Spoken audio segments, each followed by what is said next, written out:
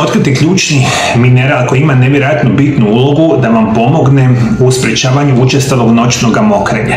Saznaćete koji je ovaj vitamin, kako se uzima, koje su preporučene dnevne doze i u kojim ga namirnicama imate najviše, pa mislim da bi bilo jako dobro da pratite emisiju do samoga kraja. Mislim da ćete jako puno naučiti. Danas vas želim provesti na jedno putovanje koje spaja znanost i vjeru. Govorit ćemo o problemu koji pomaže ogroman broj ljudi nakon 50. godine života. O učestalom noćnom mokrenju i otkrit ćemo zašto je upravo taj mineral broj 1 koji može donijeti mirnu noć. Ali ovo neće biti samo razgovor o tijelu. Na kraju ćemo osvrnuti se na jednu snažnu poruku iz Evanđelja po Mateju koji nas podsjeća gdje je istinsko blago našega života. Jer zdravlje je dar, a ono je samo sredstvo da bismo živjeli puninu smisla. Prije svega ajmo govoriti zašto se javlja učestalo noćno mokrenje i ovo je specijalno bitno za osobe nakon 50. godine života, jer mi danas znamo najveći broj osoba koji imaju problema sa učestalim noćnim mokrenjem bit će osobe preko 50 godina života. Mi što više starimo, moji dragi gledatelji, naše tijelo je sve lošije. To je sasvim jasno da naše tijelo isto ne funkcionira sa 20, sa 40, 60 ili 80 godina. Sve ide na lošije, a specijalno će ići super brzo na loše ako imate loš način života, lošu prehranu i slično.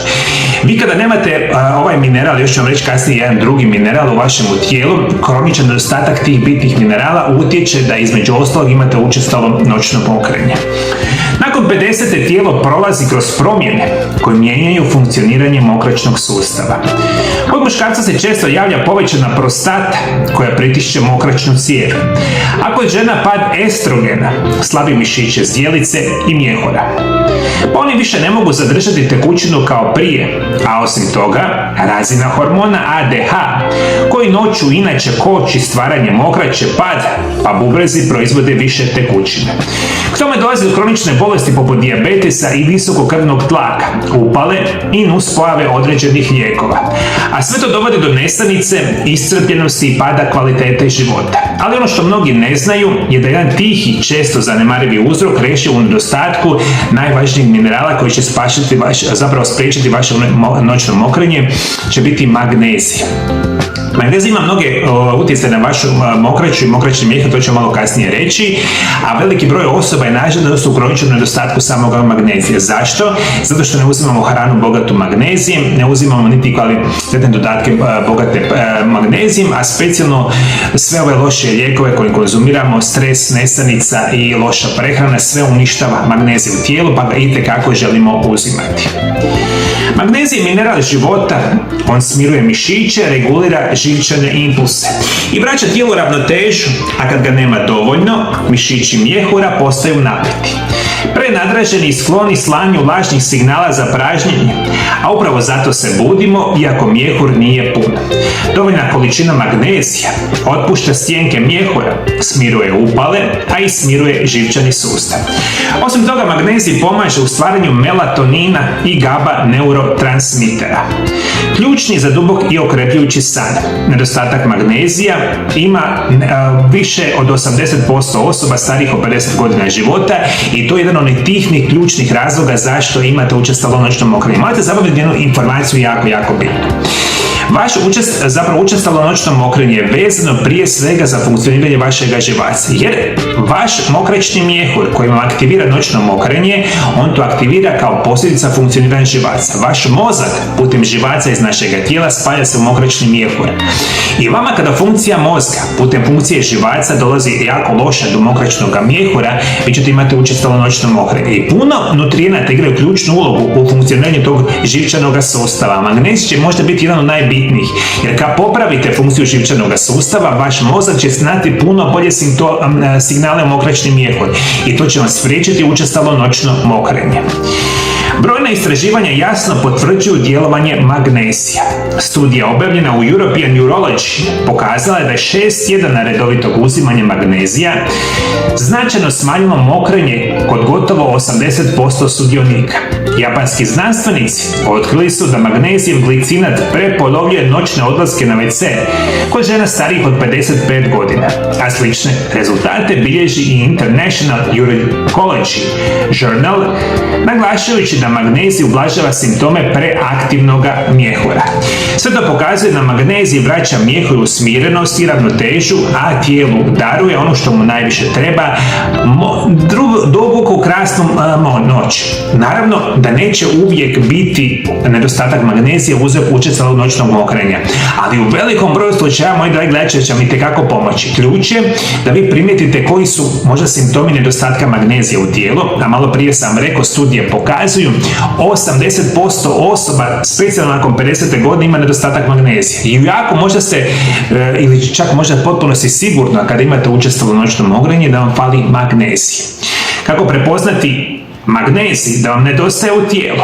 Nedostatak se rijetko vidi na laboratorijskim nalazima, ali tijelo šalje jasne poruke. Grčevi u listovima, nesanica, česta razdražljivost, glavobolje, umor, povišeni tlak, zatvor i naravno često noćno mokrenje. Ali ako imate nekoliko od ovih simptoma, velika je vjerojatnost da vam upravo magnezij nedostaje. I sada dolazimo do onog ključnog problema. Ajmo pretpostaviti da imate učestalo noćno mokrenje i da imate veliku šansu da imate nedostatak samoga magnezija. Prvo što moram reći, svaki dodatak prehrane neće pomoći, jer preko 90%, ja bih rekao i više, 95% dodataka prehrane su kompletno smeće. To znači što vi kada uzimate sami magnezij, ne znači da ga uzimate dobar magnezij u formi dodataka prehrane. Ključno je da shvatite da uzimate čiste organske forme magnezije koji su najbolje za vaše učestalo noćno mokrenje, tu ću vam danas pomoći. Najbolje je birati oblike koji se dobro apsorbiraju. Magnezij glicinat za mjehur i san, magnezij malat za energiju i mišiće, te magnezij taurat za srce i tlak. Počnite sa manjom dozom oko 200 mg navečer i postupno povećavajte prema potrebi do 400 mg. Uzimajte ga uz hranu, pijte dovoljno tekućine tijekom dana, ali smanjite unos 2 do 3 sata prije spavanja. I prve rezultate možete primijetiti već u roku nekoliko dana. I kad god vam ja preporučujem moje prirodne lijekove, minerale, vitamine za vaše zdravlje, to je po mom iskustvu i znanju desetljećima rada sa pacijentima. I zato ću vam uvijek preporučiti prva šansa da išta popravite tako i učestalo noćno mokrenje, da pronađete nekakvog medicinskog stručnjaka kojem vi vjerujete i da onda on sastavi problem prirodnog liječenja i prirodnih lijekova. Kako to u najvećem broju slučajeva nikada nećete napraviti i nećete dobiti nikakve potrebne informacije od vaših liječnika, vi onda se nalazite u ovom problemu što mi da danas napravimo.